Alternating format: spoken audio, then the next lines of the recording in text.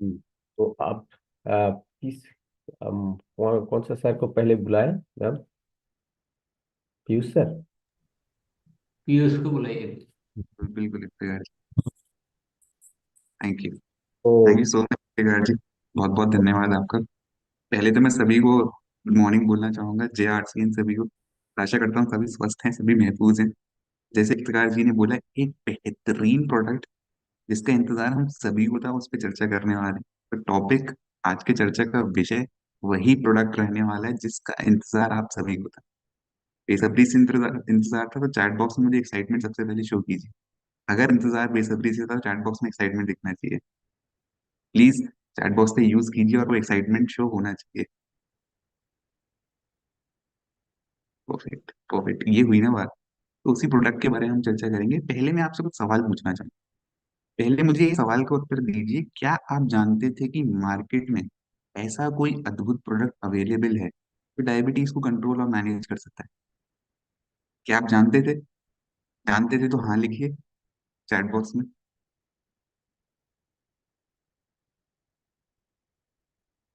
चलिए, काफी सारे नो मुझे दिख रहे हैं चैट बॉक्स में, मतलब आप नहीं जानते थे।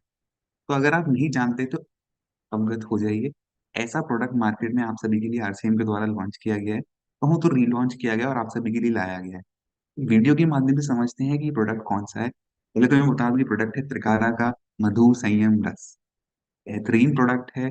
मैनेज करने के लिए बहुत ही कह सकते हैं कि आजकल तो युवाओं को भी ये बीमारी हो रही है। पहले तो हम देखते थे बड़े बुजुर्गों में ये बीमारी कॉमन थी, पर आजकल तो हमारे लाइफस्टाइल के अकॉर्डिंग यंगस्टर्स यानी जवान लोगों में भी, जवान पीढ़ी में भी ये बीमारी दिखती है। कंट्रोल और मैनेज करने के लिए प्रोडक्ट लाया गया है। एक वीडियो के माध्यम से समझते हैं।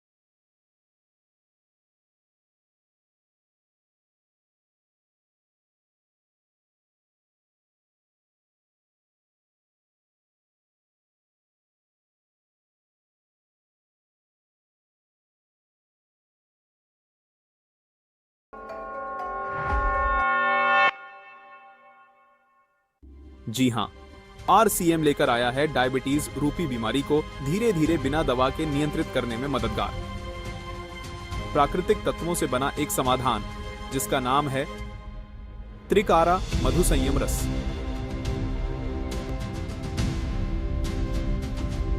ये कोई साधारण जूस या पेय पदार्थ नहीं है।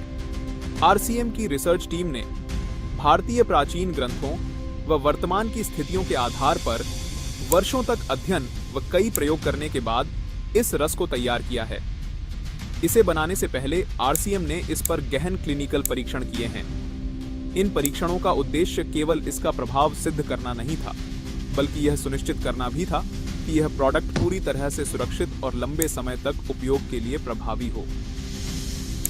आरसीएम के इन क्लिनिकल परीक्षणों की वजह से त्रिकारा मधु संयम रस ने डायबिटीज प्रबंधन के क्षेत्र में एक नया मानक स्थापित किया है।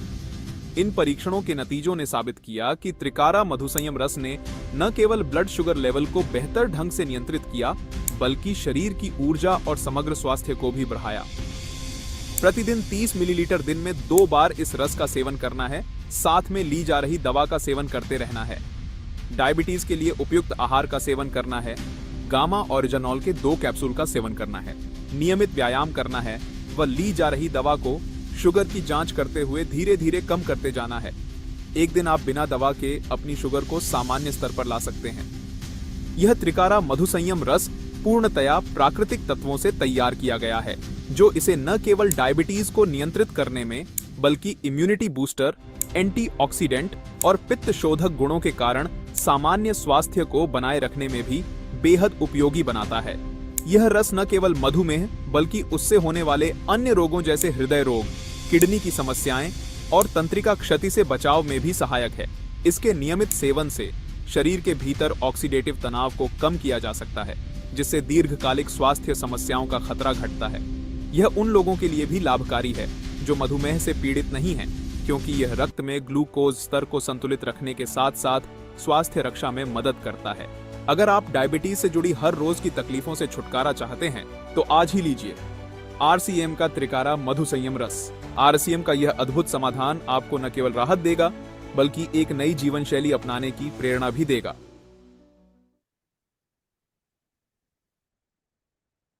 चलिए, तो ये था लाइफ चेंजिंग प्रोडक्ट जो आरसीएम के द्वारा लॉन्च किया गया। आशा करता हूँ सभी को ये प्रोडक्ट का आने से बहुत ही ज्यादा उत्साहित हैं, आप बहुत ही ज्यादा एक्साइटेड। तो वो एक्साइटमेंट चैट बॉक्स में दिखनी चाहिए सबसे पहले तो चैट बॉक्स में एक्साइटमेंट बरकरार रहनी चाहिए, क्योंकि अब जो आने वाले हैं स्टेज पे, जो माइक लेने वाले हैं, वो एक स्पेशलिस्ट है। अब आपके मन में सवाल तो बहुत आ रहे होंगे ड्रग से रिलेटेड। आपके लिए स्पेशली स्पेशलिस्ट को बुलाया गया है जिन्होंने ये बनाया है। ये बेहतरीन आयुर्वेद फॉर्मूला का निर्माण जिसने किया है, वो स्पेशलिस्ट यहाँ मौजूद हैं और आपको हेल्प करेंगे, वो समझाने में हेल्प करेंगे क्या विशेषताएं इस प्रोडक्ट की, किन किन इंग्रेडिएंट से, यानी क्या क्या मिला के इस प्रोडक्ट को बनाया गया। तो बिना किसी देरी के मैं उनको स्टेज पे माइक के लिए उनको इनवाइट करना चाहूंगा।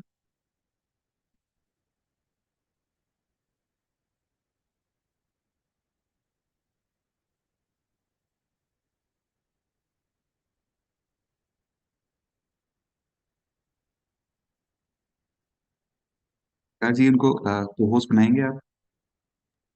सर कौन सा नाम, किस नाम से है सर? चारू मैम एक, तो है। हाँ, चारू मैम के बारे में बता रहे हैं सर? चारू एक मैम भी हैं नाम बताओ ना भैया। नाम किस नाम से? अभिषेक, अभिषेक नाम है। अभिषेक। हैंड रेज कर दीजिए ना प्लीज। चारू, आप प्लीज बताएंगे नाम। ये अभिषेक जी, अभिषेक। अच्छा ठीक है, मिल गया। डन सर, सुन पा रहे हैं सर? बिल्कुल बिल्कुल, स्वागत है आपका। गुड मॉर्निंग, नमस्कार सभी को।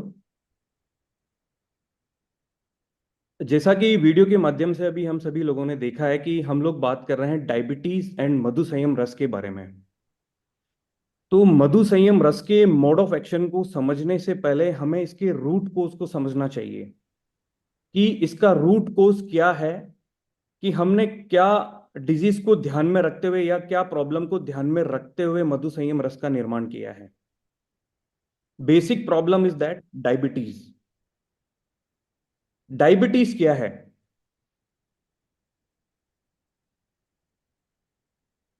देखिए, जनरली क्या होता है कि जब हमारे ब्लड में ग्लूकोज का लेवल बढ़ने लगता है तो हम उसे डायबिटीज की परिभाषा देते हैं कि वही डायबिटीज है।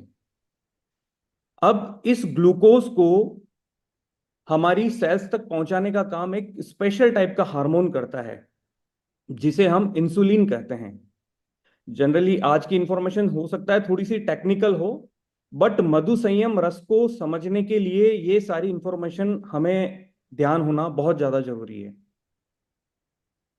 इंसुलिन ही ग्लूकोज को पिक करके ब्लड से उठा करके सेल्स तक पहुंचाता है। इस इंसुलिन का निर्माण कहां होता है? इंसुलिन का निर्माण हमारे पैनक्रियास, जो कि एक वाइटल ऑर्गन है शरीर का, पैनक्रियास की पैनक्रियाटिक ग्लैंड में जो बीटा सेल्स अवेलेबल होती है वहीं इंसुलिन का निर्माण होता है। अब डायबिटीज की दो कंडीशंस होती है, एक हाइपोग्लाइसेमिया और एक हाइपरग्लाइसेमिया। ये वर्ड्स हमें याद होना जरूरी है, हाइपो एंड हाइपर। उससे आप डिफरेंशिएट कर पाएंगे कि बेसिकली किसी भी पेशेंट में प्रॉब्लम क्या है। हाइपोग्लाइसेमिया वह चीज होती है जहां ग्लूकोज लेवल ब्लड में काफी कम हो जाता है, उसे हम ग्लाइपोहाइसीमिया बोलते हैं। But diabetes is what? Diabetes को सीधे शब्दों में बोलेंगे हम लोग हाइपरग्लाइसेमिया, जहां ग्लूकोज की मात्रा ब्लड में बढ़ जाती है, इंक्रीज हो जाती है। ये बहुत सीधे शब्दों में और बहुत इजी शब्दों में हमें याद रखना है कि जहां ग्लूकोज की मात्रा हमारे ब्लड में बढ़ जाती है उसे हम हाइपरग्लाइसीमिया या फिर डायबिटीज मेलिटस बोलते हैं। डायबिटीज मेलिटस दो टाइप की होती है, टाइप 1 एंड टाइप 2। टाइप 1 क्या होता है? जैसा कि सबको पता है कि टाइप 1 डायबिटीज में जो पैनक्रियाज में बीटा सेल्स अवेलेबल होती है वो इंसुलिन का निर्माण करना बंद कर देती है। उस कंडीशन में क्या होता है कि जो पेशेंट्स होते हैं जो टाइप 1 डायबिटीज से पीड़ित हैं, उन्हें इंसुलिन के इंजेक्शन एक्सटर्नली लेने पड़ते हैं। अब ये किन को इफेक्ट करती है? ये सबसे ज्यादा इफेक्ट करती है चिल्ड्रन को और यूथ को, और बहुत बड़ा रीजन है कि ये एक जनरेशन से दूसरे जनरेशन में भी ट्रांसफर होती है। ये सबसे बड़ा रीजन है। अब हम आते हैं टाइप 2 डायबिटीज पे। टाइप 2 डायबिटीज में क्या होता है? आपके शरीर में इंसुलिन का निर्माण तो बराबर हो रहा है, बट फिर भी ग्लूकोज का लेवल बढ़ा हुआ है। इसके पीछे के क्या रीजन है? इंसुलिन का निर्माण बराबर हो रहा है बट फिर भी ग्लूकोज लेवल बढ़ा हुआ है। Keep in mind that. इसके पीछे का सबसे बड़ा रीजन यह है कि जो इंसुलिन ग्लूकोज को पिक करके सेल्स तक पहुंचाता है यूटिलाइज होने के लिए एनर्जी में, वो सेल्स देखिए ओवर कैपेसिटी पे तो काम नहीं कर सकती है, वो एक लिमिटेड मात्रा में ही उस ग्लूकोज को एक्सेप्ट कर सकती है, एब्जॉर्ब कर सकती है। तो जब इंसुलिन का निर्माण बराबर हो रहा है, ग्लूकोज भी आ रहा है, तो इंसुलिन क्या करता है कि उस ग्लूकोज को उठाकर सेल्स की तरफ फेंकता है, ग्लूकोज को पिक किया सेल्स की तरफ ट्रांसफर करता है। तो उस कंडीशन में क्या होता है कि सेल्स ओवर द पीरियड सालों बाद एक रेजिस्टेंट बैरियर बना देती है इंसुलिन के अगेंस्ट में। क्यों? इंसुलिन अब चाहकर भी उस ग्लूकोज को जो हमारे ब्लड शुगर में आया है, ब्लड में आया है, उस ग्लूकोज को पिक करके सेल्स तक नहीं पहुंचा पा रही है। सेल्स ने उसके अगेंस्ट में एक वॉल खड़ी कर दी है। सीधे शब्दों में हम लोग ये समझे कि अभी हम लोग जहां बैठे हैं, अब उससे एक सेल समझ लीजिए, और आपने दरवाजा बंद किया है और आपके दरवाजे के बाहर की सिचुएशन को आप ये समझ लीजिए कि वहां इंसुलिन फ्लो हो रहा है, वहां हीमोग्लोबिन फ्लो हो रहा है, वहां ब्लड फ्लो हो रहा है। अब आप जिस रूम में बैठे हैं, या एज ए सेल आप उस रूम को अगर कंसिडर करेंगे ना, तो उस रूम की साइज के अकॉर्डिंग बाहर से आपके रूम के अंदर कोई मटेरियल आया, आपने वहां स्टोर किया, कोई मटेरियल आया, आपने वहां स्टोर किया, बट एक सिचुएशन ऐसी आ जाएगी कि एक आपका रूम पूरा ऑक्यूपाइड हो जाएगा। अब आपके पास रखने के लिए जगह नहीं रहेगी वहां पे। जब रखने के लिए जगह नहीं है तो आप क्या करेंगे कि बाहर से जो चीजें आ रही है, आप एक रेजिस्टेंट बैरियर बना देंगे। आप आपके दरवाजे को कस के बंद कर देंगे कि अब बाहर से कोई भी चीज मेरे रूम में नहीं आनी चाहिए, क्योंकि मेरे रूम में अब जगह नहीं है। तो बेसिकली वही सेल्स रेस्पॉन्ड करती है ओवर द पीरियड। ये इंसुलिन रेजिस्टेंट कोई ओवरनाइट नहीं होता है, इस प्रोसेस को होने में सालों लग जाते हैं। आज हमने ये इंसुलिन रेजिस्टेंट को अब तक थोड़ा सा समझा है। अब सबसे बेसिक पॉइंट जो हमारा है कि हमें अभी फूड को समझना है। ये सारी चीजों पे बात हम लोग इसलिए कर रहे हैं, इससे आप मधु संयम रस के मोड ऑफ एक्शन को समझ पाएंगे कि मधु संयम रस एक्चुअली काम कैसे करता है। हमारा फूड जो भी हम खाते हैं उसके दो बेसिक पार्ट होते हैं, माइक्रोन्यूट्रिएंट्स एंड मैक्रोन्यूट्रिएंट्स। माइक्रोन्यूट्रिएंट्स क्या होते हैं? माइक्रोन्यूट्रिएंट्स में सभी तरह के विटामिन एंड मिनरल्स होते हैं, एंड मैक्रोन्यूट्रिएंट्स में 3 कंपोनेंट होते हैं बेसिक। हम लोग कोई भी फूड खाते हैं उसके बेसिक 3 कंपोनेंट तो होंगे ही होंगे। आप कुछ भी खाएं, आप फ्रूट खाएं, आप चपाती खाएं, आप चावल खाएं, व्हाटएवर कुछ भी खाएं, उसके 3 बेसिक कंपोनेंट होंगे, फैट, प्रोटीन एंड कार्बोहाइड्रेट। 3 चीजें हमने खाई फूड के रूप में, तीनों चीजें हमारे शरीर के अंदर जाती है। अब ग्लूकोज जब हम लोग फूड इंटेक करते हैं तो तीनों चीजें गई, फैट, प्रोटीन, कार्बोहाइड्रेट। जब कार्बोहाइड्रेट हमारे शरीर के अंदर जाता है तो वो ग्लूकोज के रूप में ब्रेक डाउन होता है। मतलब कार्बोहाइड्रेट ही ग्लूकोज है, ग्लूकोज ही शुगर है, तीनों टर्म एक ही है। आप यही मान के चलें, कहीं पे भी कंफ्यूज नहीं होना है। कार्बोहाइड्रेट, ग्लूकोज एंड शुगर एक ही टर्म है। तो वो कार्बोहाइड्रेट ग्लूकोज के रूप में ब्रेक डाउन होता है। फैट जो होता है वो फैटी एसिड के रूप में ब्रेक डाउन होता है, और जो प्रोटीन होते हैं वो अमीनो एसिड्स के रूप में ब्रेक डाउन होते हैं। अब तीनों के ब्रेकडाउन में कैटलिस्ट काम करता है। ये थोड़ा सा टेक्निकल वर्ड है बट इसे समझना जरूरी है। वो डाइजेस्टिव एंजाइम्स होते हैं बेसिकली। और ये डाइजेस्टिव एंजाइम बनाता कौन है? ये डाइजेस्टिव एंजाइम हमारी पैनक्रियाज ही बनाती है। कार्बोहाइड्रेट को ग्लूकोज में ब्रेकडाउन करने के लिए जो रेस्पॉन्सिबल एंजाइम है, डाइजेस्टिव एंजाइम, उसे हम अमाइलेज बोलते हैं। फैट को डाइजेस्ट करने के लिए जो रेस्पॉन्सिबल एंजाइम है उसे हम लाइपेज बोलते हैं। और प्रोटीन को डाइजेस्ट करने के लिए जो रेस्पॉन्सिबल एंजाइम है, हम उसे प्रोटीएज बोलते हैं। अब डायबिटीज में सबसे बड़ा रोल कार्बोहाइड्रेट का है, तो हम फैट और प्रोटीन पे आज बात नहीं करेंगे, हम आज बात करेंगे केवल कार्बोहाइड्रेट पे। क्योंकि मैंने आपको जैसे बताया कि कार्बोहाइड्रेट ही ग्लूकोज है और वही शुगर है।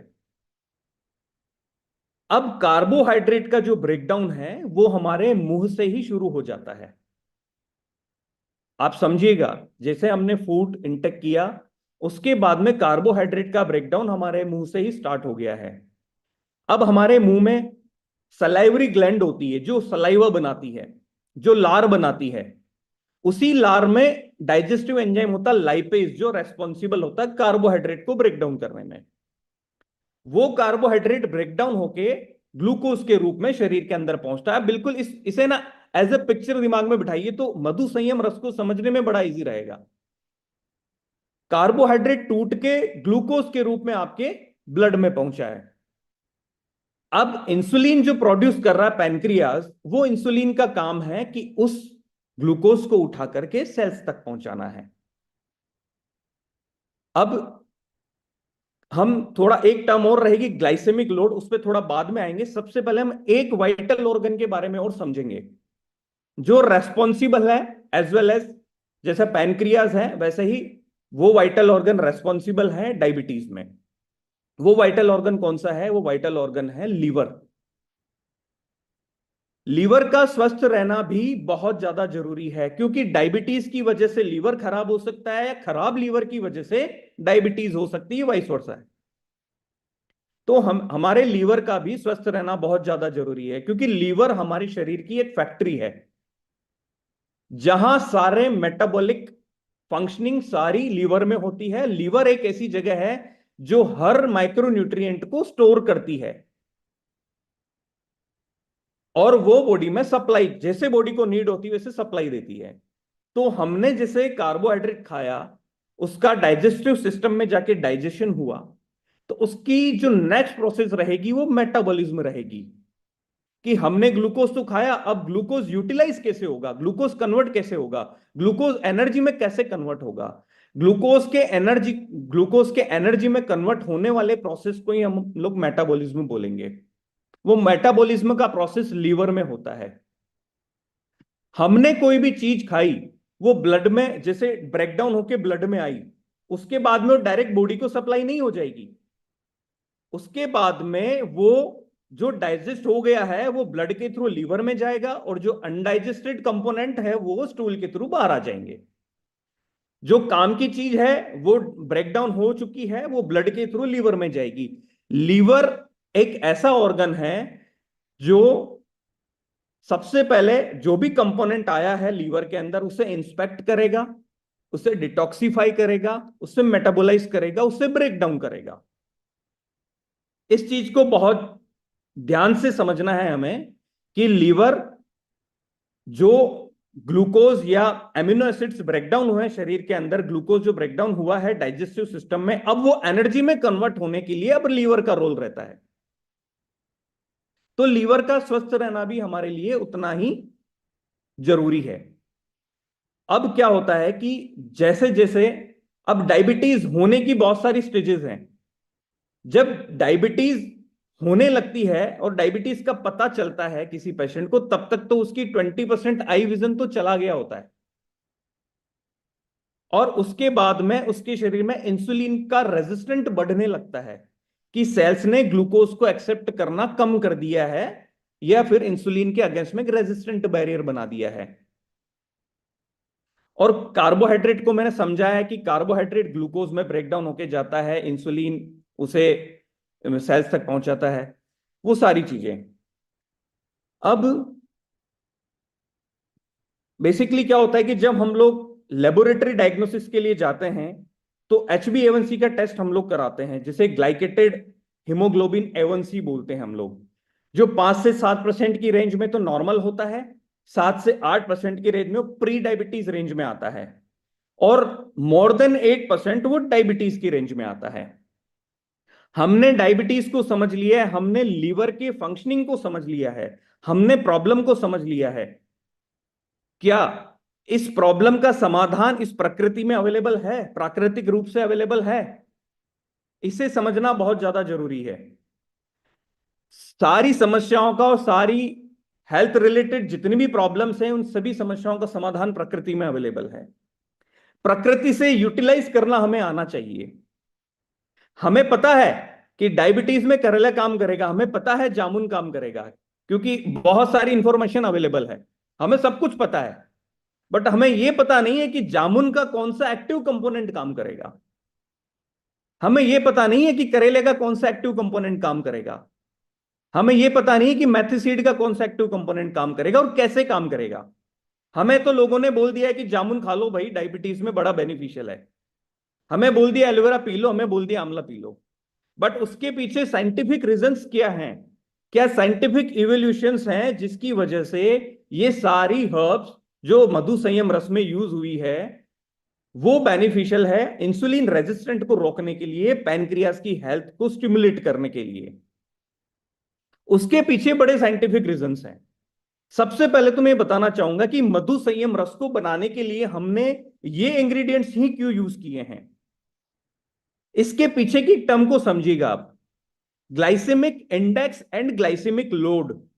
ये एक बहुत बेसिक टर्म है और सभी को पता होनी चाहिए कि हम लोग कोई भी फूड खाते हैं तो सबका एक जीआई इंडेक्स होता है, ग्लाइसेमिक इंडेक्स होता है, और उसमें protein, fat, carbohydrate, fibre and water की मात्रा होती है। ठीक है, उससे हम लोग कैलकुलेशन करते हैं पीएफ वैल्यू का। अब किसी भी इंग्रेडिएंट का ग्लाइसेमिक लोड निकालने के लिए हम लोग यूज करते हैं glycemic index and PF value. अब एक डायबिटिक पेशेंट के लिए एक आइडियल ग्लाइसेमिक लोड कितना होना चाहिए कि उसे इंटेक करना है बीटा सेल्स को भी रीजनरेट करने के लिए? वैसे तो इंफॉर्मेशन बोलती है, साइंस बोलती है कि बिलो 100 होना चाहिए, और हम तो बोलते हैं कि बिलो 25 होना चाहिए, जिससे कि बीटा सेल्स भी रीजनरेट हो, बीटा सेल्स की हेल्थ में इंप्रूवमेंट हो, पैनक्रियाज हेल्थ में इंप्रूवमेंट हो। तो वो ग्लाइसेमिक लोड भी 25 से बिलो होना चाहिए। ये बहुत इंपॉर्टेंट टर्म है, क्योंकि हमारी डाइट में जितना ग्लाइसेमिक लोड बढ़ेगा उतनी ही हमारी बीटा सेल्स की ग्लाइसेमिक लोड हैंडलिंग कैपेसिटी कम होती जाएगी, बीटा सेल्स डेड होती जाएगी। जितना कार्बोहाइड्रेट हम लोग मेजर क्वांटिटी में खाएंगे उतना ग्लाइसेमिक लोड हमारे शरीर में जाएगा और बीटा सेल्स की ग्लाइसेमिक लोड हैंडलिंग कैपेसिटी कम होती जाएगी। तो हमें ऐसा क्यों करना है? हमने इस चीज का जो निदान निकाला है कि हमने जो इंग्रेडिएंट यूज किए हैं उनको बहुत साइंटिफिकली इवेल्यूट किया है कि उनकी ग्लाइसेमिक लोड काफी कम होना चाहिए। उसके बाद में जो हमने आपको जो सारी प्रॉब्लम्स बताई है और जो एक डायबिटिक पेशेंट खुद समझते हैं कि उनके शरीर में प्रॉब्लम क्या है, कि इंसुलिन ने रेजिस्टेंट बैरियर बना दिया है, सॉरी सेल्स ने रेजिस्टेंट बैरियर बना दिया है, इंसुलिन इनएक्टिव हो गया है, इंसुलिन को उसकी एक्टिविटी बहुत वीक हो गई है ग्लूकोज को पिक करने की, तो glycemic load must be less than 25। तो हमारे जितने भी इंग्रेडिएंट्स हैं उनका ग्लाइसेमिक लोड लेस देन 25 है, जिसे हमने कैलकुलेट किया है with the help of glycaemic index and PF value. PF value is the sum of fat, protein and fibre. Fibre जिस इंग्रेडिएंट में होगा उसकी पीएफ वैल्यू भी कम आएगी। अब देखिए, हमारे पास जितने भी इंग्रेडिएंट हैं सब रिच सोर्स ऑफ फाइबर है, रिच सोर्स ऑफ फाइबर है, इनमें रिच एंटीऑक्सीडेंट हैं। अब ये एक अगेन एक टेक्निकल टर्म हम लोग यूज करेंगे, उसे हम बोलते हैं कि पॉलीफिनॉल्स। इन सभी में पॉलीफिनॉल पाया जाता है, वो क्योंकि हमारे शरीर में जो ऑक्सीडेटिव स्ट्रेस होता है उसे कम करते हैं। थोड़ा सा टेक्निकल है अगेन। ऑक्सीडेटिव स्ट्रेस क्या होता है कि जो इंसुलिन फ्री फ्लो कर रहा है, जो हमने जो देखा है कि रेटिनोपैथी जो होती है, जो आई की जो सेल्स होती है जो बहुत वीक होती है, ऑलरेडी बहुत थिन होती है, जो फ्री रेडिकल इंसुलिन जो as a free radical flow कर रहा है वो आपकी आई की सेल्स को भी डैमेज कर देता है। तो इस वजह से रेटिनोपैथी होती है। तो वो फ्री रेडिकल्स को स्टिमुलेट करना, उन्हें कम करना, ऑक्सीडेटिव स्ट्रेस को कम करना, उसके लिए हमें क्या चाहिए? एंटीऑक्सीडेंट चाहिए। ये सारे ingredients rich source of antioxidants हैं। जैसा कि मैंने आपको बताया कि हमने ये सारे इंग्रेडिएंट्स नॉर्मली नहीं पिक कर लिए हैं, हमने इनको स्टडी किया है और हमने इनके इफेक्ट्स को देखा है कि इनके जो एक्टिव कंपोनेंट है, जो फाइटोमोलिक्यूल्स है, जो फाइटोन्यूट्रिएंट्स हैं, वो कैसे काम करते हैं डायबिटीज के लिए, इंसुलिन रेजिस्टेंट में। जैसे सबसे पहला इंग्रेडिएंट हम लोग पिक करें तो जामुन, जामुन का जो एक्टिव कंपोनेंट है वो जंबोसाइन है एंड एंथोसाइनिन है। ये क्या करता है, इसका जो एक्टिव कंपोनेंट होता है वो हमारी सलाइवा में, जो मैंने आपको पहले बताया था कि हमारी सलाइवा में एक डाइजेस्टिव एंजाइम बनता है, उसे हम अमाइलेज बोलते हैं, जो कार्बोहाइड्रेट को ब्रेक डाउन करता है। जामुन का वही एक्टिव कंपोनेंट उसी अमाइलेज को ब्लॉक कर देता है। उसको ब्लॉक करने से क्या होता है कि कार्बोहाइड्रेट का ब्रेकडाउन बहुत स्लो हो जाता है और बहुत स्लो रेट पे वो ग्लूकोज में कन्वर्ट होता है। जब आपके शरीर में ग्लूकोज कम मात्रा में जाएगा तो इंसुलिन को भी उतना ही काम करना पड़ेगा और इंसुलिन उतना ही ग्लूकोज उठा के सेल्स तक बनाए, तो धीरे धीरे सेल्स अपना रेजिस्टेंट बैरियर खत्म करेगी इंसुलिन को लेकर। कि सारा जो काम है कि हमें कार्बोहाइड्रेट के ब्रेकडाउन को स्लो डाउन करना है। ये एक साइंटिफिक इसके पीछे रिसर्च है कि जो हम लोग खा रहे हैं, जो हम लोग इंटेक कर रहे हैं, उस कार्बोहाइड्रेट के ब्रेकडाउन को बड़ा स्लो डाउन कर देना है।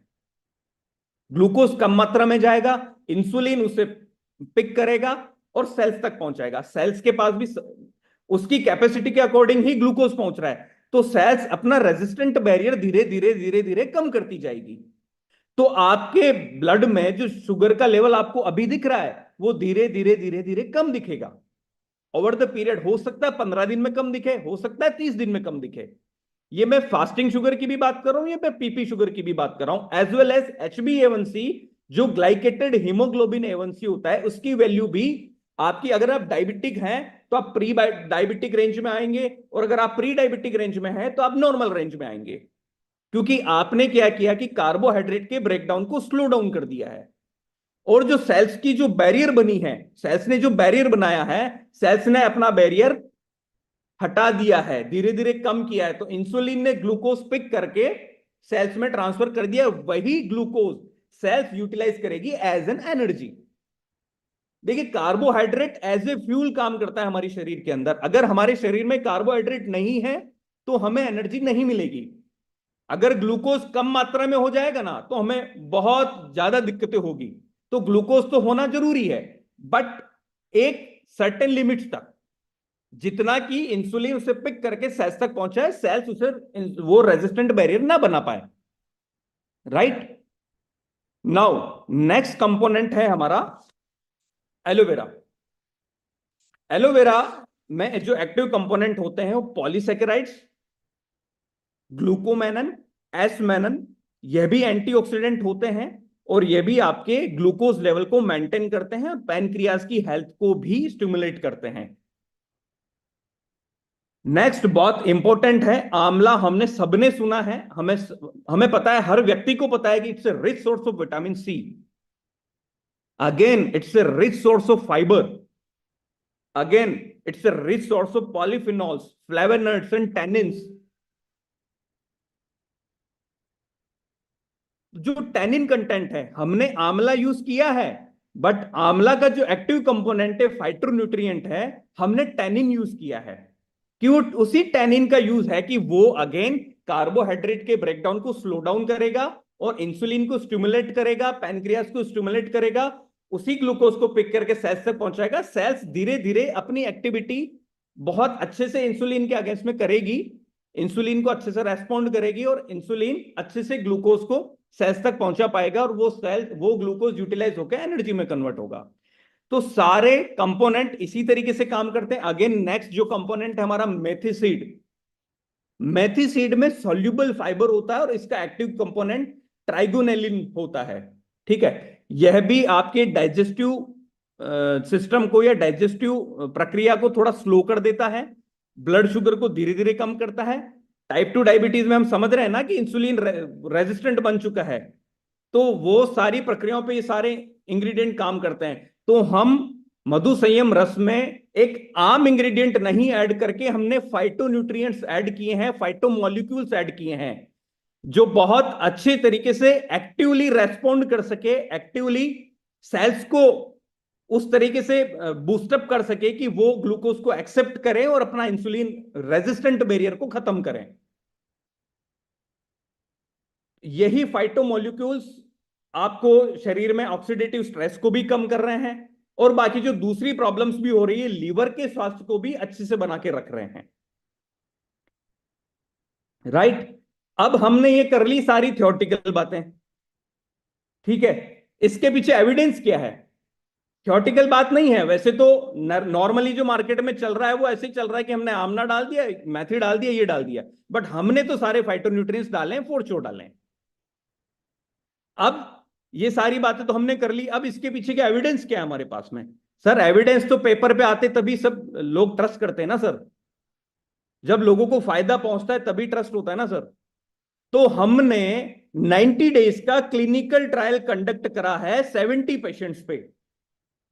70 पेशेंट्स पे सिंगल आर्म क्लिनिकल ट्रायल हम लोगों ने रन करा है। ये प्रोसेस काफी टाइम से चल रहा है हमारा। हमने इंटरनल ट्रायल्स भी रन किए हैं, हमने क्लिनिकल ट्रायल्स भी रन किए, जो रैंडम पेशेंट्स हम लोगों ने पिक किए, जिन्हें हम नहीं जानते हैं, जिन्हें हम नहीं जानते हैं, वो रैंडम पेशेंट्स इंडिया के हर कोने से हम लोगों ने पिक किए हैं, सैंपल्स गए हैं और क्लिनिकल ट्रायल के ये सारा एक CTRI के अंडर में सारा रजिस्ट्रेशन हुआ है और क्लिनिकल ट्रायल कंडक्ट कराया हम लोगों ने। तो ये है सर प्रैक्टिकल इंफॉर्मेशन और प्रैक्टिकल रिजल्ट्स सामने, कि जहां हमने HbA1c के रिजल्ट्स को 20%, 18 to 20% तक सुधारा है। ये 30 डेज का मैं अगर एक रिजल्ट की बात करूं तो 7 से 4 पेशेंट का जो हमने फॉलोअप लिया था, तो उनके एलोपैथिक मेडिसिन भी डॉक्टर ने बंद करने के लिए बोल दिए थे। Allopathic medicine is what? Metformin. Metformin के नुकसान क्या है सर? मेटफॉर्मिन आप लेंगे, एक छोटी सी गोली लेंगे, अगेन वो कार्बोहाइड्रेट के ब्रेकडाउन को स्लो डाउन करेगा, ग्लूकोज में धीरे से स्लो करेगा, धीरे से ब्रेकडाउन करेगा। बट मेटफॉर्मिन का नुकसान यह है कि वो लीवर जो स्टोर कर रहा है ग्लूकोज को, तो वो उस प्रोसेस को बंद कर देगा, उससे आपकी सेल्स टिश्यूज को डैमेज होगा। हम ये किसी से कंपेयर नहीं कर रहे हैं, बट ये सच्चाई है, ये साइंटिफिकली प्रूवन है कि ये मेडिसिन से ये नुकसान होते हैं। But what we are doing, हमने HbA1c के लेवल को 18 to 20% तक कम किया है, हमने फास्टिंग प्लाज्मा को 26% तक कम किया है, और हमने PP ग्लूकोज को 32% तक कम किया है, जो कि अपने आप में बहुत अच्छे और जबरदस्त रिजल्ट्स हैं। और यह 90 दिनों तक चलने वाला क्लिनिकल ट्रायल था, जिसमें किसी भी पेशेंट को कोई साइड इफेक्ट नहीं हुआ। इवन उनकी लाइफस्टाइल में बहुत सुधार हुआ, उन्होंने भी कुछ चेंजेस किए। देखिए, सबसे पहली चीज, पहला पॉइंट ये कि food is the first line of health care. अगर हमारा फूड अच्छा होगा तो हम लोग, और हमारी लाइफस्टाइल अच्छी होगी तो हम लोग किसी भी बीमारी से निजात पा सकते हैं। तो एक बेसिक नॉलेज और एक डिसिप्लिन, वो अगर हम लोग फॉलो करेंगे तो हम किसी भी बीमारी से, कोई भी बीमारी, उससे निजात पा सकते हैं। प्रॉपर नेचुरल मेडिकेशंस हमारे लिए बहुत ज्यादा जरूरी है।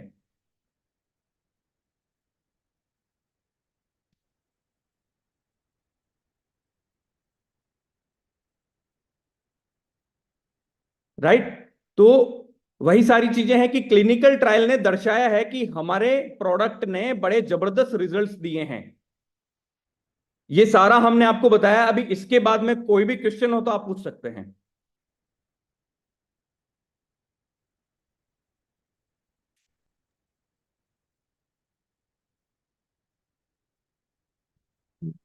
स्क्रीन शेयर थोड़ा बंद कर दीजिए।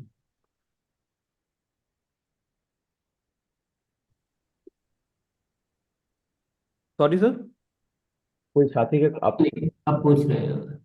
हाँ, अनम्यूट करो। जी, रवितेज सर। धन्यवाद सर। प्रोसेस तो सब पता, लेकिन सर इसको लेना कैसे है, जी किन समय कैसे लेना है? Right sir. देखिए, ये एक मेडिकेशन आयुर्वेदिक है। ये एक तरीके से एक रस है। ये आपके वेलनेस का, आपका एक वेलनेस पार्टनर है। ठीक है। इसे यूज ऐसे करना है कि किसी भी आयुर्वेदिक मेडिसिन को हम जैसे यूज करते हैं किसी भी रस को, तो हमें एम्प्टी स्टोमक लेना है इसे, 30 ml morning and 30 ml evening with warm water. और कीप इन माइंड दैट कि आपको आधे घंटे का खाने पीने का गैप रखना है बीच में, जो कि आयुर्वेदिक पद्धति बोलती है कि आपको एटलीस्ट 30 मिनट्स तक कुछ भी खाना नहीं है। जी, ओके सर, ये धन्यवाद। बेसिक यूज है और इससे ज्यादा और कुछ नहीं है। 30 ml morning, 30 ml evening, but खाली पेट ही आपको इंटेक करना है। और सबसे पहली बात कि हमने इसमें इंग्रेडिएंट्स यूज किए हैं वो रिच सोर्स ऑफ फाइबर है। ठीक है। तो इसमें सेडिमेंटेशन होता है, बोतल के नीचे जाके सारा फाइबर जमा होता है, क्योंकि जैसा जैसा कि आपको पता है कि आंवला जूस आपने देखा होगा कि आंवला juice rich source of fibre है, मेथी रिच सोर्स ऑफ फाइबर है, तो इनका सारा फाइबर नीचे बॉटम में जाके सेडिमेंट होता है, नीचे जमा होता है। तो आपको यूज करने से पहले बोतल को एक बार शेक जरूर करना है, जब तक कि सारा मॉलिक्यूल और सारा उसमें एक्सट्रैक्ट पूरे यूनिफॉर्म तरीके से लिक्विड में कन्वर्ट ना हो जाए। उसके बाद ही आपको प्रोडक्ट को इंटेक करना है।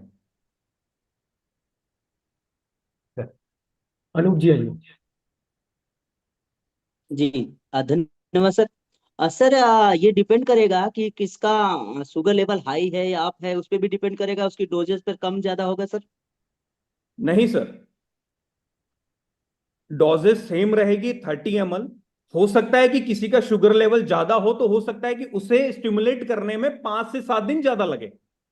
डोजेस में कोई वेरिएशन नहीं आएगा। ये बॉडी टू बॉडी वेरी करेगा। किसी का बॉडी मेडिसिन को जल्दी से एक्सेप्ट कर लेगा, किसी का बॉडी थोड़ा लेट करेगा, क्योंकि नेचुरल प्रोडक्ट है। देखो, इसमें किसी भी टाइप का कोई दूसरा इंग्रेडिएंट है ही नहीं, कोई दूसरा एडिटिव्स नहीं है कि हमने इसे गम फ्री रखा है। नहीं तो लोग क्या करते हैं, इसमें गम मिला देते हैं, तो उससे क्या होता है कि सारी चीजें वो उसमें यूनिफॉर्म तरीके से रहती है। हमने बिल्कुल नेचुरल रखा है, ताकि इसका जो भी नेचुरल फाइबर है वो सारा बॉटम में जाके इसीलिए जमा होता है। इसलिए आपको बोला है कि चेक वेल बिफोर यूज, जब भी यूज करें उससे पहले इसको अच्छे से चेक करें। और डोजेज में कोई चेंजेस नहीं करने हैं आपको। 30 ml मॉर्निंग, 30 ml इवनिंग, किसी भी ब्लड शुगर लेवल के लिए कुछ भी चेंजेस नहीं करना है। जी सर। बबीता मैम आइए। Babita ji, welcome. Thank you sir. Sir, जैसे कि माना गया है कि अक्सर प्रेग्नेंट लेडी को डायबिटिक हो जाता है सर, शुगर हो जाता है, वो भी हाई लेवल पे, तो इसका यूज कर सकते हैं हम? देखिए, हमने क्लियर मेंशन किया है अवॉइड ड्यूरिंग प्रेगनेंसी। उसका सर, रीजन ये है कि ड्यूरिंग प्रेगनेंसी एक महिला के शरीर में हार्मोनल चेंजेस आते हैं, और वो एक जीव को और अपने साथ में लेके कैरी कर रही है। तो उस वक्त हार्मोनल जो चेंजेस होते हैं, वहां हमें किसी भी टाइप का मेडिकेशन अवॉइड करना चाहिए।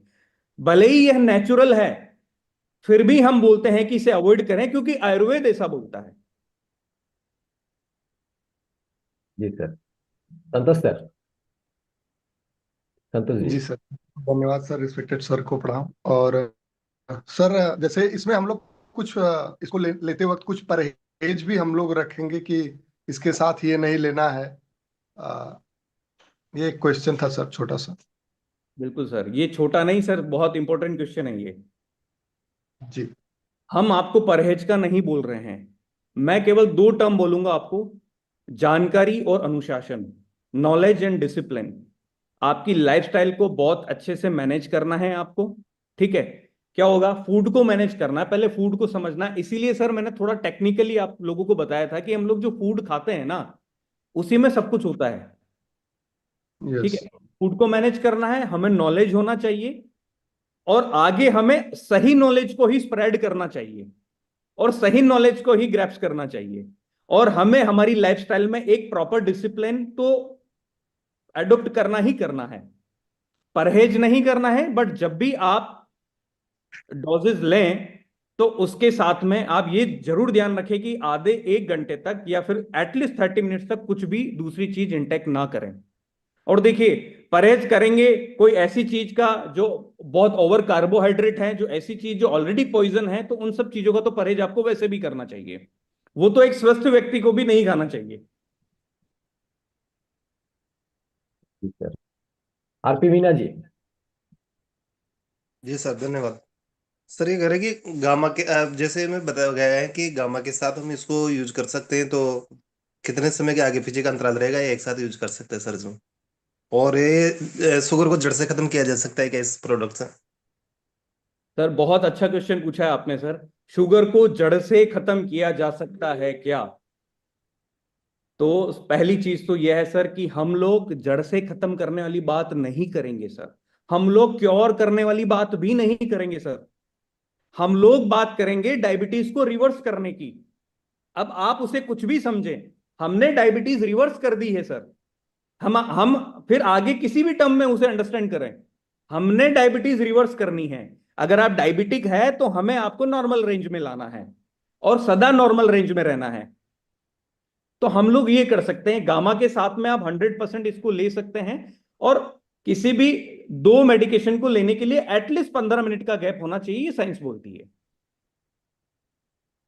जी सर, धन्यवाद। ईश्वर दयाल सर। सर ये जो है शुगर डायबिटीज की जो दवाई है, इसको कितने बार लेनी है, कैसे कैसे लेनी है? दिन में 2 बार, 1 बार कैसे लेनी सर?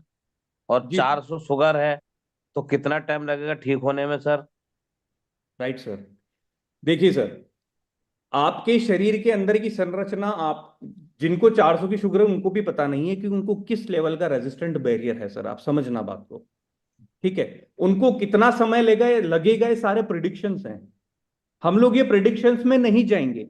हम ये करेंगे कि हम after every 15 minutes, 15 days sorry, हम लोग हर 15 दिन में शुगर लेवल चेक करेंगे। सबसे पहली बात तो मधु संयम रस को जारी रखते हुए कि 30 ml एम्प्टी स्टोमक खाली पेट मॉर्निंग में लिया है, 30 ml हमने इवनिंग में लिया है, जो हमारे पास में इतने एविडेंस हैं ऑलरेडी क्लिनिकल ट्रायल्स के। तो आपके बॉडी स्ट्रक्चर का तो आपको भी पता नहीं है कि सर अंदर क्या प्रॉब्लम है, कितनी प्रॉब्लम है। इतना हम लोग उस चीज को अभी उसको उतना प्रिडिक्ट नहीं कर सकते हैं कि 400 की जो शुगर है वो आप फास्टिंग बोल रहे हैं सर, पीपी बोल रहे हैं? सबसे पहले ये बताएं, पीपी शुगर होगा आई थिंक। अनम्यूट कीजिए ईश्वर जी। अनम्यूट कीजिए सर, ईश्वर सर जी। जख्म भी ठीक नहीं हो रहा है सर, पैर में जख्म है 2। सर ये जख्म इसीलिए हैं कि जो ऑक्सीडेटिव स्ट्रेस है वो शरीर में ज्यादा हो चुका है, फ्री रेडिकल्स ज्यादा घूम रहे हैं शरीर के अंदर। तो ये जो इंग्रेडिएंट्स हैं रिच सॉर्ट्स ऑफ एंटीऑक्सीडेंट है सर। इनको लेने के बाद में जो जख्म और ये जो टिश्यूज आपके डैमेज हो चुके हैं, जो सेल्स डैमेज हो चुकी है, इनका रिपेयरिंग प्रोसेस चालू होगा सर। ये बिल्कुल रिपेयर हो सकते हैं, क्योंकि आपको ठीक है, 6 चाहिए महीने होगा sir. Antioxidant quantity max to max. ठीक सर। वैसे गामा तो खा रहे थे वो, लेकिन गामा से वो जो जख्म ठीक नहीं हो रहे हैं। सर आप खाते रहें, और ये एक प्रोसेस होता है कि हो सकता है कि किसी चीज में थोड़ा ज्यादा टाइम लगे, बट डेफिनेटली ये आपके टिश्यूज जो डैमेज हो चुके हैं, तो हमने सबसे पहले रूट कोज जो डायबिटीज है उस लेवल को समझना है। जख्म उसके साथ साथ ठीक होते रहेंगे, क्योंकि आपके टिश्यूज डैमेज कर चुके हैं, जो फ्री रेडिकल्स आपके शरीर में फ्री फ्लो कर रहे हैं।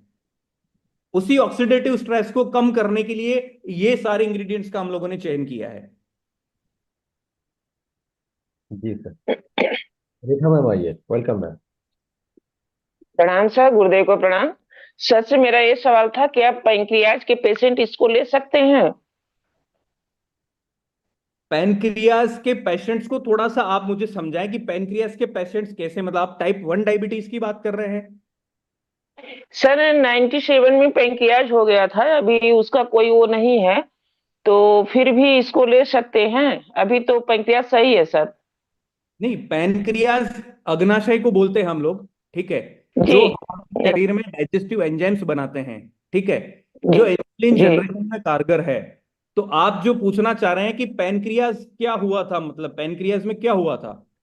पैंक्रियाज सर उसकी वजह से पूरे बॉडी में पानी हो गया था, और पूरी जो हम लोग भोजन करते थे या पानी पीते थे कुछ भी पच नहीं रहा था सर उस समय।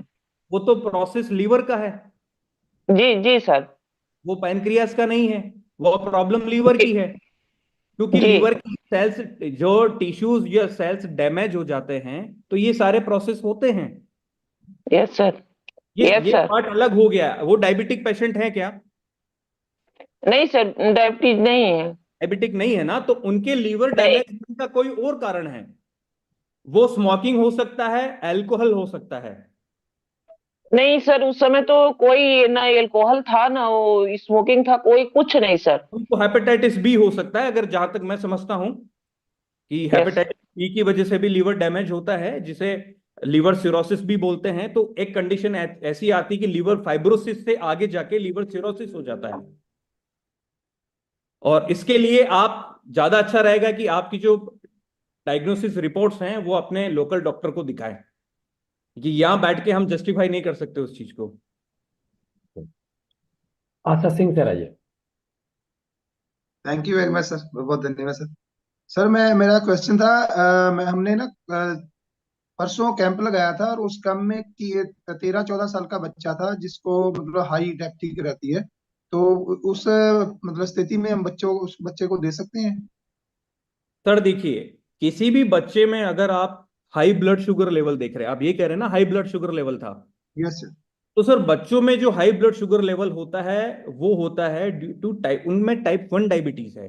ठीक है, जहां पैनक्रियाज ने इंसुलिन बनाना ही बंद कर दिया है और उनको जेनेटिकली ट्रांसफर हुई है वो चीज, यस सर, तो फिर बाई दादाजी को थी। देती है।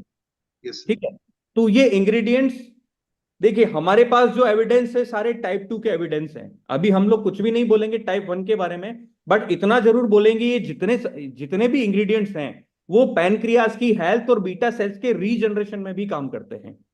सर।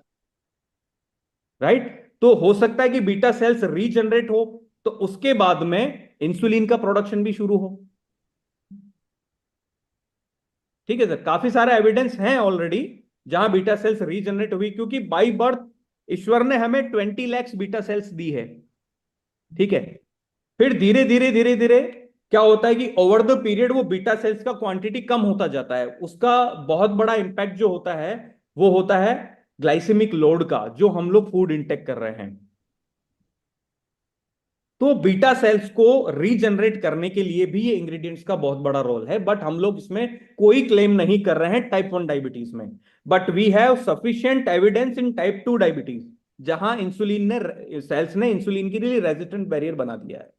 उसको हम लोग बिल्कुल दावे के साथ कह सकते हैं वहां काम कर रहा है प्रोडक्ट। ठीक है, आनंद सर आइए, आनंद कुमार जी। क्या स्वस्थ व्यक्ति इसको ले सकते हैं, और जो व्यक्ति इंसुलिन का सुइया ले रहे हैं क्या करें उनके साथ? सर स्वस्थ व्यक्ति को डेफिनेटली लेना चाहिए, क्योंकि स्वस्थ व्यक्ति कब प्री डायबिटिक की पोजीशन में चला जाएगा, कब डायबिटिक की पोजीशन में चला जाएगा, कोई कह नहीं सकता है।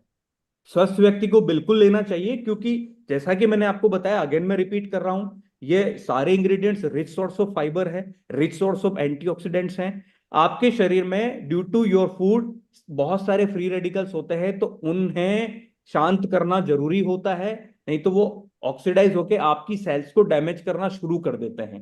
तो स्वस्थ व्यक्ति को भी यह प्रोडक्ट लेना चाहिए, और उसके कोई साइड इफेक्ट्स नहीं है, उल्टे फायदे ही हैं। इंसुलिन जो सुइया ले रहे हैं, जो इंसुलिन ले रहे हैं वो भी ले सकते हैं। मैंने इससे पहले जो क्वेश्चन था उसका वही मैंने आंसर किया था। जो इंसुलिन ले रहे हैं, जैसे कि बच्चे बच्चे भी इंसुलिन लेते हैं। जो टाइप 1 से पीड़ित हैं, जहां बीटा सेल्स इंसुलिन नहीं बना रही है, तो वो बच्चे भी इंसुलिन लेते हैं और वो पेशेंट इंसुलिन लेते हैं। मैंने 3 लोग बताए थे आपको, चिल्ड्रन, यंग पीपल, और ये 1 जनरेशन टू अनदर जनरेशन जो डायबिटिक ट्रांसफर होती है वो टाइप 1 होती है, जिन्हें इंसुलिन एक्स्ट्राली लेना पड़ता है। तो उस कंडीशन में भी ये प्रोडक्ट लिया जा सकता है, क्योंकि ये बीटा सेल्स के रीजनरेशन में भी हेल्पफुल है। बट अगेन हम लोग क्लेम नहीं कर रहे हैं टाइप 1 डायबिटीज में। आरपी गुप्ता जी आइए, वेलकम। जी सर। सर इसमें कोई एज वेरियर है क्या? कौन सा एज से कौन सा एज तक लेना चाहिए? देखिए, वैसे तो अगर हम बात करें तो हमने जो प्रोडक्ट डिजाइन किया है वो हमने एडल्ट्स के लिए किया है, राइट। जी तो हम जी। लोग यही चाहेंगे कि जो 15 साल से ऊपर की आयु वाले लोग हैं वही इसका सेवन करें। Okay sir. यस जी, प्रशांति मैम आइए। सर धन्यवाद। सर मेरा डायबिटीज है, मैं गामा के साथ दवाई ले रही हूँ, तो इसको लेने से पहले दवाई को छोड़ देना ना, तीनों को लेना चाहिए? दवाई भी ले रहे हैं आप? जी। देखिए, इस कंडीशन में आपको क्या करना है, आपको पैरेलल में तीनों चीजें शुरू करनी है, ठीक है। आपको इफेक्ट दिखना शुरू होगा, उसके बाद में आपका डिसीजन रहेगा कि आपको दवाई छोड़नी है कि नहीं छोड़नी है। आपका मन खुद कहने लगेगा कि आपको क्या छोड़ना है। हर व्यक्ति उस चीज से दूर भागता है और नेचुरल इंग्रेडिएंट्स यूज करना चाहता है। अगर आपको नेचुरल इंग्रेडिएंट्स फायदा पहुंचा रहे हैं तो आप किसी और चीज के पीछे क्यों जाएंगे? कलाप्राण सर। सर मेरा सर से दो सवाल था। एक सवाल का मुझे मिल गया जवाब। जैसे टाइप 1 डायबिटीज के लिए सर ने बोल दिया कि यहाँ पे बैरियर नहीं है सर, लेकिन उनको अगर हाई ग्लाइसेमिक इंडेक्स प्रोडक्ट खिला के जो एडल्ट हैं तो उनको देने से क्या उनका टाइप 1 डायबिटीज भी तो कुछ ना कुछ तो हो सकता है सर? पहला question. Sorry, type 1 high glycaemic index क्यों देना है? नहीं सर, हाई ग्लाइसेमिक इंडेक्स जो फूड है उनका उसको कम करा के अगर हम इसको दें तो काम तो कर सकता है। सर बट टाइप 1 डायबिटीज में आपकी बीटा सेल्स ऑलरेडी डेड हो चुकी है। ये चीज तो पहले ध्यान रखने की होती है जब हम लोग शुरू से लो ग्लाइसेमिक इंडेक्स का फूड इंटेक करें। जब आपकी बीटा सेल्स डैमेज हो चुकी है तो उसे रीजनरेट करने के लिए, उस रीजनरेशन प्रोसेस के लिए आपको नेचुरल इंग्रेडिएंट्स का सहारा लेना पड़ेगा। और उससे पहले तो सबको पता है कि इंसुलिन के इंजेक्शन लेने ही पड़ते हैं, क्योंकि शरीर को एनर्जी चाहिए ना। शरीर एनर्जी लेगा कहां से? बिल्कुल। अगर इंसुलिन नहीं है तो वो ग्लूकोज सेल्स में ट्रांसफर नहीं हो पा रहा है। तो हमें अगर इमीडिएट इंसुलिन चाहिए तो इमीडिएट इंसुलिन के लिए तो क्या होगा? इंजेक्शन होगा, क्योंकि इंजेक्शन क्या होता है? डायरेक्ट ब्लड में पहुंच जाता है, उसका इमीडिएट इफेक्ट होता है। ये एक थ्योरी है फर्स्ट पास मेटाबॉलिज्म की, कि हमने कोई भी, आप समझना इस चीज को, हमने कोई भी मेडिसिन ली है तो सबसे पहले वो हमारे डाइजेस्टिव सिस्टम में जाके उसके बाद में वो लीवर में जाती है। ये चीज मैंने आपको बताई थी, वो मेटाबॉलिज्म प्रोसेस है। लीवर उसे इंस्पेक्ट करता है, डिटॉक्सिफाई करता है, ब्रेक डाउन करता है, ठीक है। तो हमने कोई दवाई ली तो सबसे पहले लीवर के थ्रू होके गुजरेगी। लीवर उसे इंस्पेक्ट करेगा कि ये टॉक्सिन है तो उसे डिटॉक्सिफाई कर देगा, वो काम की चीज है तो फिर बॉडी में स्प्रेड करेगा उसे। तो इंजेक्शन इसलिए लिया जाता है कि तुरंत ब्लड में पहुंच जाता है और लीवर की फंक्शनिंग को बाईपास कर दिया जाता है, तो इमीडिएट इफेक्ट दिखता है। दूसरा सर सर यहाँ पे हाइपोग्लाइसीमिया वाले जो मरीज होते हैं क्या वो इस प्रोडक्ट को ले सकते हैं सर? नो, हाइपोग्लाइसीमिया के मरीज वैसे भी बहुत कम होते हैं जिनमें लो ब्लड शुगर होता है। लो ब्लड शुगर के पेशेंट्स को तो आपको ग्लूकोज की डोज देनी होती है, ग्लूकोज के शॉट्स देने होते हैं, उनको तो ग्लूकोज चाहिए ना। वहां पे भी ग्लूकोज का अल्टीमेटली कमी हो गया है और हाइपरग्लाइसीमिया में ग्लूकोज बढ़ा हुआ है। तो हाइपोग्लाइसीमिया जब ग्लूकोज है ही नहीं तो ग्लूकोज तो देना पड़ेगा ना। वहां कार्बोहाइड्रेट के ब्रेकडाउन में समस्या हो रही है। आप समझ रहे हैं बात को? डाइजेस्टिव सिस्टम भी बिगड़ा हुआ है, तो वहां ग्लूकोज के डायरेक्ट शॉट्स दिए जाएंगे हाइपोग्लाइसीमिया की कंडीशन में, क्योंकि हमारे इंग्रेडिएंट्स का जो चयन किया हमने वो सभी ग्लूकोज लेवल को कम करने वाले हैं। उनका सबका प्रॉपर्टी हाइपोग्लाइसीमिया वाला है। अगर हम हाइपोग्लाइसीमिया के पेशेंट को भी हाइपोग्लाइसीमिया का मेडिसिन दे देंगे तो ब्लड शुगर लेवल तो और डाउन हो जाएगा ना। चलिए इफ्तिकार भी हम थोड़ा सभी से माफ़ी चाहूँगा, क्योंकि अभी टाइम होने वाला है तो हम सबके प्रश्न आज नहीं ले पाएंगे, लेकिन इसका सत्र हम बाद में और रखेंगे। स्पेशली आज तो बहुत सारी वैज्ञानिक जानकारी हमें मिली, पर कुछ बातें मैं आज आपके साथ थोड़ा सा रिपीट करना चाहूँगा कि क्या आपको कभी कोई डॉक्टर या कोई फार्मा कंपनी आपको इतनी जानकारी बता सकती है कि आप जो बनाते हो उसके बारे में हमें जानकारी दो, तो बताएगी क्या? कोई नहीं बताता है, क्योंकि बताए तो कोई दूसरे दिन से लेना ही बंद कर दे कि इसके कितने नुकसान हो सकते हैं, क्या हो सकता है। तो इतनी अभी आप थोड़ा सा ये जरूर तनाव हो रहा होगा कि यार इतना सारा कैसे हम याद रखेंगे, क्या करेंगे। तो आपको याद रखने की जरूरत नहीं है। आप ये वीडियो हम दिखा सकते हैं लोग को, और जरूर दिखाना चाहिए, ताकि जो डायबिटीज के पेशेंट है उनको एक विश्वास अर्जित हो कि नहीं, मेरी डायबिटीज रिवर्स हो सकती है। और ये जो प्रोडक्ट तैयार किया गया है ये ऐसे ही मजाक नहीं है कि कुछ भी चार चीजें उठाई घोल के दे दिया, ऐसा नहीं है। काफी सारा इसमें और अगर ऐसे ही लाना होता तो शायद कभी का आ जाता है, इतना टाइम नहीं लगता। बाकायदा पूरी रिसर्च की गई है, क्लिनिकल ट्रायल किए गए हैं। एक तो ये तथ्य है। दूसरा, अभिषेक जी, की आपने बात को या भावों को समझा होगा तो कभी भी कोई आपको ऐसे झूठे वादे या आपको ऐसा नहीं कह रहे हैं कि यार कैसे भी चलो ले आप तो ले, ऐसा नहीं है। वो बाकायदा रियल बात कर रहे हैं। तो इतना ऑनेस्टी से बताने वाले आपको दुनिया में मेरे को लगता नहीं कोई मिलेगा आपको।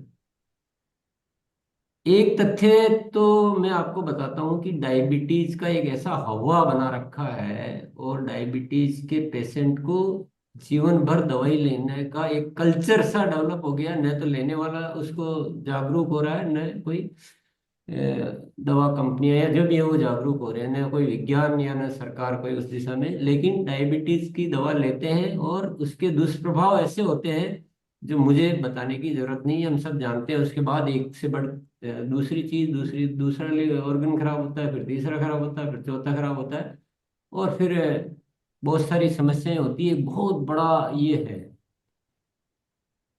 और एक जाल, एक भ्रम फैला रखा है कि डायबिटीज रिवर्स नहीं होती है। सालों सालों से हर कोई उस बात को इतना ज्यादा प्रमोट कर दिया गया है, पूरा एक बड़ा भ्रम फैला दिया गया है कि डायबिटीज रिवर्स नहीं हो सकती है। लेकिन मैं कहता हूँ कि डायबिटीज, मतलब मैं क्या, मतलब आपके सामने सत्य है कि डायबिटीज रिवर्स हो सकती है, बड़े आराम से हो सकती है। कोई तनाव की या कोई बात ही नहीं है।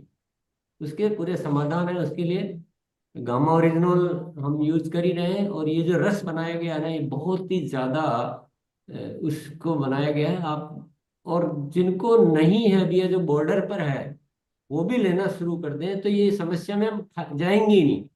इसके कोई दुष्प्रभाव नहीं है। और डायबिटीज रिवर्स होती है, इस बात को फैलाना है। हमारा काम क्या है? इस बात को फैलाना है कि डायबिटीज रिवर्स हो सकती है। और हमारे पास विज्ञान है, तो इस वीडियो को आप दिखा सकते हैं, क्योंकि हमको तो इतना सब कुछ याद रहेगा नहीं, और हमको तो बहुत सारी काम करने, तो इसको कितना याद कर पाएंगे। पर इसमें से बेसिक बेसिक चीजें आपको समझ में आनी चाहिए, ये बहुत अच्छी रहती है, धीरे धीरे आएगी। तो एक ये तथ्य हो गया। दूसरा, आपको जीवन में अनुशासन तो लाना पड़ेगा। ऐसा नहीं कि हम तो ये बस मधु संयम रस ले रहे हैं गामा, तो बाकी तो कैसे भी जियो, वो तो शायद आप भी समझ सकते हैं। थोड़ा सा डिसिप्लिन होना चाहिए, थोड़ा सा एक्सरसाइज भी करनी है, योगा भी करना है, सोच भी अच्छी रखनी है, गुरुकुल में भी आना है। और खाना पीना में ज्यादा आपको फ्रूट सब्जियां का मात्रा ज्यादा होनी चाहिए, अनाज का कम। तो जो सामान्य नियम है ना, जो किसी को भी होना चाहिए, ऐसा नहीं डायबिटीज के लिए, किसी को भी। और डायबिटीज को थोड़ा विशेष ध्यान थोड़े दिन रखेंगे तो आराम से रिवर्स हो जाएगी। तो आप लोगों के जीवन को कैसा बना सकते हैं कि जो एक प्रताड़ित जीवन जो जीना पड़ रहा है, आपके पास एक ऐसा सोर्स है, ऐसा माध्यम है जिसके द्वारा उनके जीवन को आप खुशियों से भर सकते हैं। मुद्दा ये है, मुद्दा ये है। तो क्या हम सब संकल्प करने के लिए तैयार हैं कि इस हिंदुस्तान की जो डायबिटीज की कैपिटल घोषित कर दिया गया है, अब ये इसको दुनिया में सबसे कम डायबिटीज वाले रहने चाहिए हिंदुस्तान में। एक बहुत बहुत बड़ा मिशन हमें लेना है, और बहुत अच्छे से इसकी तैयारियां करेंगे। बाद में बात करेंगे किसी दिन, आज तो समय हो गया है, लेकिन एक बहुत बड़ा मिशन चलाना चाहिए, इसका बहुत बड़ा मिशन। और हम अभिषेक जी से और गाइडलाइन लेंगे और अच्छे से इसको समझेंगे, पर हमको एक बहुत बड़ा संकल्प लेने की जरूरत है। यही आज यहीं पर अपन बात करेंगे। हाँ, दवा को मॉनिटर, दवाओं के बहुत सारे सवाल पूछे, तो दवाओं को आप मॉनिटर करते रहें, आप चेक करते रहें और उसके अकॉर्डिंग आप डोजेज कम करते रहें। ये तो एक सामान्य सी बात है। बहुत सारे सवाल जो नहीं पूछने चाहिए वो भी हम पूछते रहते हैं, जिसको जरूरत नहीं है हम रोज ही उस बात को शेयर करते हैं, हर कहीं लिखा हुआ रहता है। तो ये सब बातें हैं। और आप जो किन तरीकों से हम कैसे काम करेंगे वो सब हम बाद में करेंगे। लेकिन जिनको भी दे आप थोड़ा सा अपना डेटा शीट जरूर तैयार करें कि वर्तमान में क्या आपका वो शुगर लेवल्स है, और हर 15 दिन में उनकी जांच करते रहें। आपके पास रिकॉर्ड होना चाहिए, ऐसा नहीं देख के भूल गए वो क्या कर रहे हैं कोई पता नहीं। ये थोड़ा सा हम सब साथ ही तैयार करेंगे और डिटेल में बाद में चर्चा करेंगे। आज का समय तो हो गया है। सभी को बहुत बहुत धन्यवाद। और मेरे को विश्वास है कि आप सबको एक ऐसा नया कुछ ऐसा लग रहा होगा कि अब क्या होने वाला है। मैं तो बहुत ज्यादा आज उत्साहित हूँ, बहुत ज्यादा प्रेरित हूँ। मुझे तो लग रहा है कि जो आरसीएम के कुछ स्टार प्रोडक्ट है उसमें एक और ये जबरदस्त स्टार प्रोडक्ट जुड़ गया है, मधु संयम रस। चलिए, बहुत बहुत धन्यवाद। कल मिलते हैं फिर। अभिषेक सर को बहुत बहुत धन्यवाद। सर, करते सर। हाँ।